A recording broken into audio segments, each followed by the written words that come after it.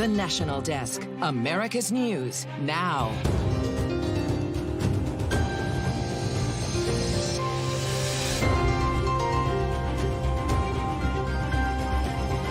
We are in the most precarious place since World War II. High-stakes diplomacy, time ticking down on a U.S.-brokered proposal for peace in the Middle East. What we now know about the latest Gaza ceasefire talks and its ability to help stave off a wider war. Then, could the end of surging inflation be in sight? What the latest data shows and what a new survey says about which presidential candidate Americans are more likely to trust to keep the economy in line. And a new update from NASA on the Boeing Starliner mission that left 2 astronauts lingering in space, why they may need to stay put for several more months. This is the National Desk, America's News Now. I'm Amira David. Tonight, the U.S. rushing to both secure a Gaza ceasefire deal and stave off a Mideast regional war. Now, less than 24 hours away from the resumption of ceasefire talks that have so far failed to bring an end to a more than 10-month-long war in Gaza, a war that has seen countless civilians killed and caused a severe humanitarian crisis for Palestinians in the enclave. And here's what we know about those critical talks tonight. Qatari, Egyptian, and American mediators expected to be present, including CIA Chief Bill Burns. Israel has agreed to participate in those talks. We know that. But publicly, Hamas has not said that they are participating, saying that they've already responded to a proposal put forward by the U.S. and that it will only come to the table if Israel commits to the terms of that counter proposal. This, as Hamas officials say, the group is beginning to lose faith in the United States' ability to broker a deal for a truce. The U.S. today saying it will press forward as a mediator and expects Hamas to play a part in the talks. Our Qatari partners have assured us that there will be representation from Hamas, and I will let them, of course, speak to that, but I'm not going to get into more specifics beyond that. This week, both the Republican and Democratic presidential candidates laying out their vision for the economy.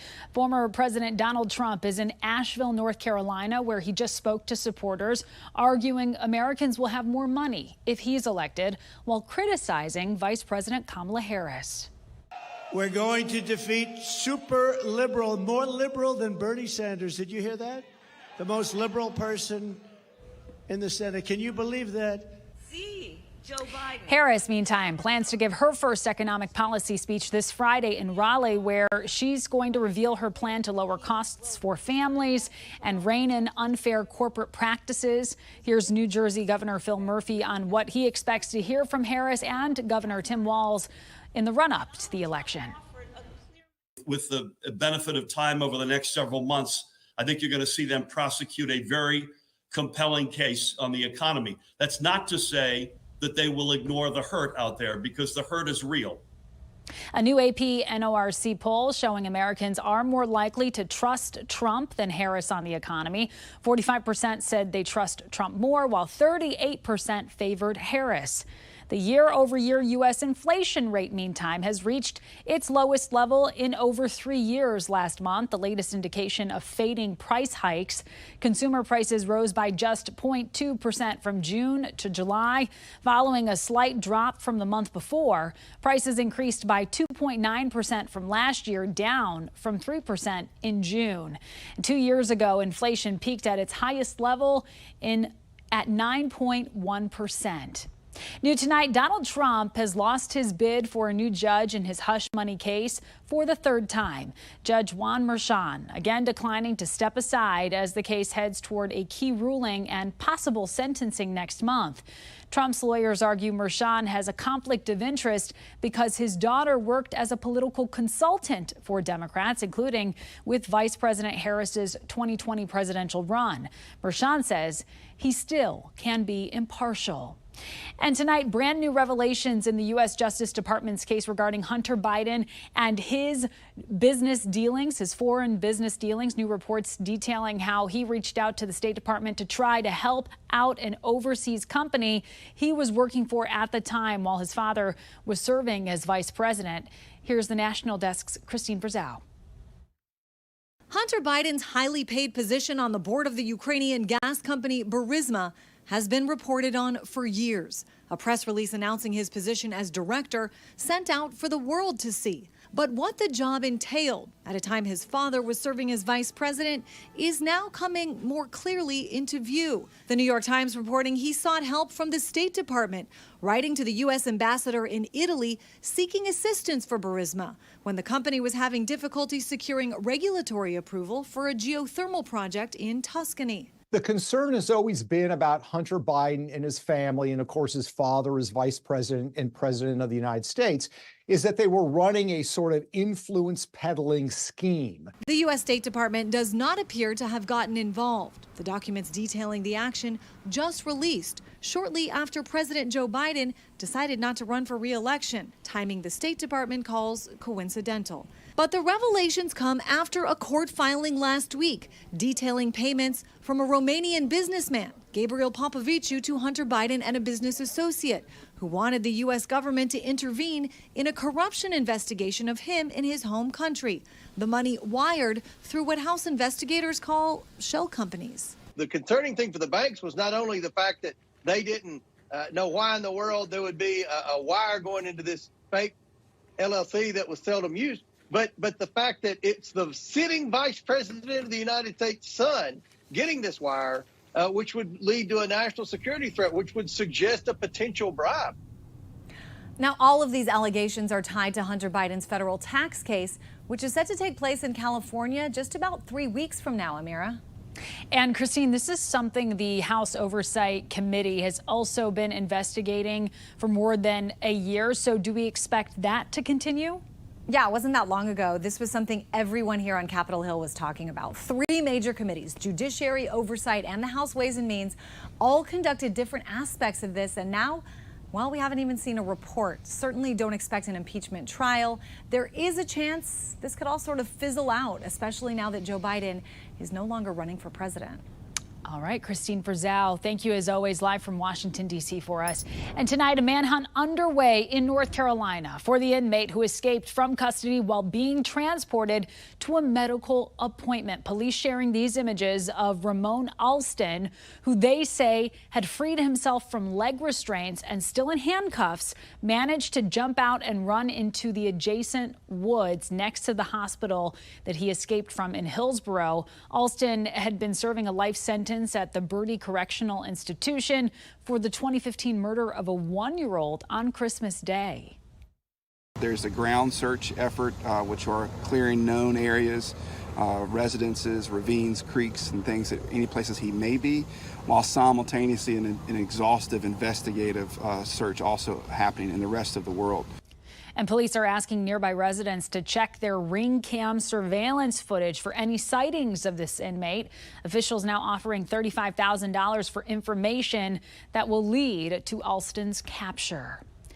The publisher and editor at a Wyoming newspaper called the Cody Enterprise are vowing to be more careful after one of their reporters, Aaron Pelkazar, was caught using artificial intelligence to write parts of his stories. Employees at the Enterprise discovering there were made-up quotes from at least 6 people in Pelkazar's stories. A reporter at a competing newspaper said Pelkazar admitted to the wrongdoing and resigned. As artificial intelligence continues to expand, experts say data center power demand will grow by 160% by the year 2030. That's according to researchers from Goldman Sachs. The National Desk's Jeff Harris has more on why this level of growth could drive up costs. On average, ChatGPT needs 10 times more electricity than Google search. So as more AI gets implemented across different industries, power demand will also increase, likely resulting in higher prices. Krista Castaneda, a lawyer with expertise in the energy industry, tells us the amount of bandwidth needed to run an AI search is much greater than people realize. so much more computers are needed and so much more electricity is needed to run the computers. According to the International Energy Agency, a single-use ChatGPT question requires 2.9 watt-hours of electricity, compared with 0.3 watt-hours for Google search. There's going to be a lot of challenges to power management over the next decade or so while we get adjusted to the new reality. A professor of cyber sciences at Augusta University, Michael Nowakowski says using all this additional power for AI could create some problems. That could cause more severe brownouts or even loss of power, depending on the demand placed on the power grid. Plus, Fariba Mamagani with Tulane's Business School adds, the price of the power market can be determined by the demand. So if demand goes up, so will prices. Electricity will go up and they will experience the higher electricity bills. Specifically for those living near data centers, like in Northern Virginia, Dallas, and Silicon Valley. Yes, it's concerning because it will impact end users in these scenarios. Now, according to Goldman Sachs research, AI is expected to represent about 19% of the total data center power demand by 2028. I'm Jeff Harris reporting from Washington. All right, Jeff, thank you. Up next, Ernesto upgraded to a Category 1 hurricane as it batters Puerto Rico, the impact it's now expected to have right here in the U.S. Plus, global health emergency, the virus now forcing the World Health Organization to issue a bold declaration. Then a Virginia school district has a new policy limiting students' use of cell phones, the steps the school board is now taking to make sure it gets enforced.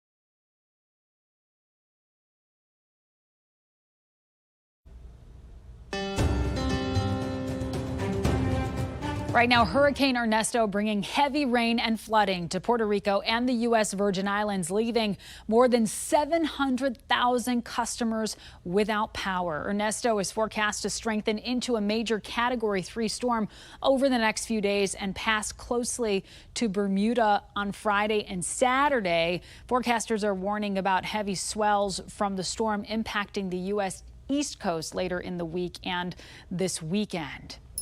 Tonight, multiple signs that Iran is ramping up efforts to influence the November election. As the National Desk's Matt Gelka tells us, the meddling starts online and extends to the highest levels of government.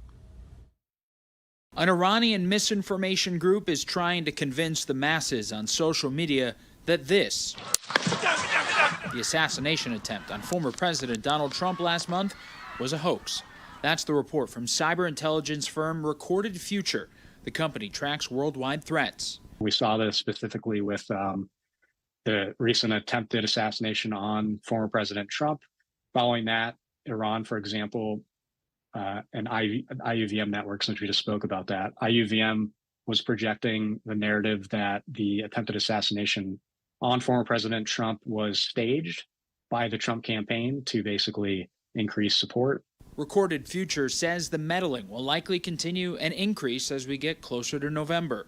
This is in addition to an already open investigation from the FBI, confirming they're looking into an attempted hack of the Trump campaign, with Iran being the prime suspect, according to the Washington Post. Members of the campaign and also members of the Biden-Harris campaign were allegedly sent spear phishing emails to try and gain access to sensitive information. Experts believe Iran could be trying to keep Trump from a second term after his first one was crippling to them on multiple fronts. Undermining the electoral process and also targeting specifically someone that they don't, have a lot of affection for, and that's former President Trump. Members of both parties condemned the alleged hacking. The safety and security of our elections is paramount, and I think everyone should take that seriously. It doesn't matter whether you're talking about a Republican candidate, a Democrat candidate. This is unacceptable. Multiple media outlets said that they were contacted by someone claiming to have internal documents from the Trump campaign, but they declined to publish the inside information. The Trump team blamed Iran for leaking the inside material. Reporting in Washington, I'm Matt Gelka. Right now, crews are fighting 75 large fires across the country. The Park Fire in particular in California, now 40% contained, but still covers almost 430,000 acres as thousands of firefighters right now work to put it out. The fire started back on July 24th and has become one of the biggest in state history. One California resident says he lost his mobile home and some of the music equipment he uses to play in a band. Realizing that I don't have a home. I don't have a place to go home to at the end of the day, or a place for my daughter to come home to after school. Peterson says a 2018 Camp Fire survivor offered him a trailer to stay in while he finds a permanent place to live. And NASA is still deciding whether to keep 2 astronauts at the International Space Station until early next year and send their troubled Boeing capsule home without them. Butch Wilmore and Suni Williams could catch a ride on SpaceX's next flight, but that option, it would keep them at the space station until next February. NASA officials said they're analyzing more data, and it could be another week before they come to a final decision. Adding to the complications, the space station only has 2 parking places for U.S. capsules. Boeing's capsule would have to depart ahead of the arrival of SpaceX's Dragon in order to free up a spot. Retired astronaut Leroy Choi says astronauts enjoy being in space, but he imagines the crew is getting anxious. By and large, I'm sure everyone's in good spirits and everything's going well. But yeah, Butch and Sonny have got to be saying, "Hey, come on, guys, let's figure out when you're bringing this down." Developing now, Ukraine says its forces are advancing deeper into Russian territory in the biggest foreign incursion for Russia since World War II. Ukrainian President Zelensky says Kyiv's forces are gaining ground in Russia's border region of Kursk, taking another 1 to 2 kilometers. Russia's defense ministry says it's shot down more than 100 Ukrainian drones in its territory overnight. Avon Products, the beauty business known for its door-to-door saleswomen, has filed for Chapter 11 bankruptcy amid a stream of lawsuits related to claims that its talc products cause cancer. Avon is just a holding company that sold its North American business in 2016, but the Wall Street Journal reports it is still on the hook for debt and legacy talc liabilities. Avon has faced nearly 400 lawsuits since its first talc claim in 2010. The company has spent more than $225 million making settlement payments so far. Mpox outbreaks in Africa have been declared a global emergency by the World Health Organization. More than 12 countries have confirmed cases as a new form of the virus now spreads. 524 people in the Congo have died from Mpox this year. The WHO Director General says he's very worried about the disease spreading beyond Africa. It was once widely believed that a glass or 2 of alcohol a day, especially wine, might be good for your health. But today, alcohol's healthy halo appears to be dimming a bit. A new survey now finds opinions about the health effects of alcohol are changing. The Gallup poll released just yesterday found nearly half of Americans say that having 1 or 2 alcoholic drinks a day is bad for a person's health. That's the highest percentage yet recorded by the survey, which has been conducted since 2001. If you've never heard of biomarkers, they may have more of an impact on you than you think. Biomarkers are measured from one's blood, body fluids, and tissues, and they can be the first to present signs of diseases or something else when it goes wrong. The National Desk's Liz Bonus explains. Hey there, everybody. It is hard to believe that any person diagnosed with a movement disorder would call it my gift. But not only does Rick Isles say that it is a gift, but after 19 years, he's now on his 3rd book. This book called My Gift from God, Parkinson's Disease, full of inspiration. I'm not as good as I was. I'm not as fast as I was. Rick says he's moving a little slower than he'd like to be these days, but that's not stopping him from participating in a clinical trial here at Ohio's UC Gardner Neuroscience Institute. How does he feel about that? I like it because it gives another source of hope. Dr. Alberto Espe is one of the lead researchers in this trial. He specializes in movement disorders such as Parkinson's. So he's very much outperformed in every aspect of what I had anticipated he would be experiencing. The study is exploring Parkinson's in a whole new way, which means when it comes to treating Rick, It's not what you have, but why you have it. by testing what are called unique biomarkers in the blood, urine, and stool, they eventually hope to find a personal prescription for Rick, Where we will be matching people we already recognize with having Parkinson's to therapies that already exist. For Rick, that simply means more time to author what will eventually be his 3rd book. I feel great about it. About what he really calls his greatest gift. Now, more of this research expected to be published within the next few years, and we'll let you know when Rick's next book is coming out, too. With your health news, I'm Liz Bonus reporting. Liz, thank you. Next, the back to school back and forth. The push to limit cell phone use in the classroom, now a topic nationwide. How some parents really feel about it.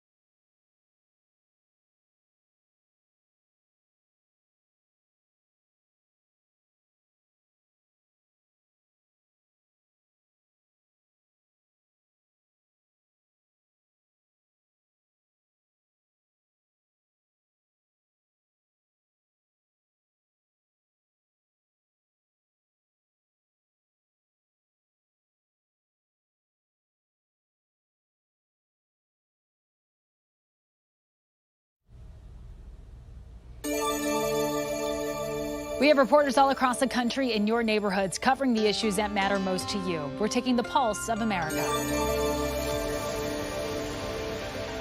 Missouri initiative petitions dealing with minimum wage, abortion, and sports wagering met the requirements to get a certificate of sufficiency to be placed on the November 5th statewide ballot. The petition allowing an Osage River gambling boat license did not. Ashcroft predicts at least one of the certified petitions will be challenged in court. To say, wait a minute, we don't think there are enough signatures. Individuals that maybe didn't make the ballot might file an initiative to say, wait, we've found some other signatures that we turned in that maybe weren't looked at correctly. family-friendly Majestic 11 Theater in Vero Beach became the scene of an alleged child predator arrest Tuesday afternoon, as employee Philip McCorkle was seen escorted out the front doors in handcuffs. Nothing on you that we missed, you mean another thing? The reason I'm super happy is we're standing in front of a movie theater. You guys saw this guy come out in his movie theater. You know how many kids go in there every single day. If he's looking at child pornography, who knows what the next step is. But it was only enough evidence to charge the 38-year-old with 20 counts of obscenity. Our conversation inside the office is one thing, but what a grand jury would think would be a whole nother thing. And so I'm hoping that this can be upgraded to additional charges, and this isn't the end of this case. We want teachers to be able to teach, and we don't want the distraction of the devices. A school board subcommittee met to discuss how the district will implement their new cell phone policy, which would require elementary and middle school students to keep their cell phones silenced and in their backpacks for the school day, and high school students to keep their phones silenced and away during classes. A little bit difficult to enforce in our middle schools without a district-wide policy. So we have been asked by principals, administrators, teachers to put together a district-wide policy. And the same goes for high schools. One parent tells us she is in favor of limiting these distractions, but says it still might be a challenge. I do think it's important, though, to put rules around it because of the distractions it provides in classrooms. A world-famous zoo has a new exhibit you wouldn't expect. A look at this impromptu art and where exactly it's located when we return.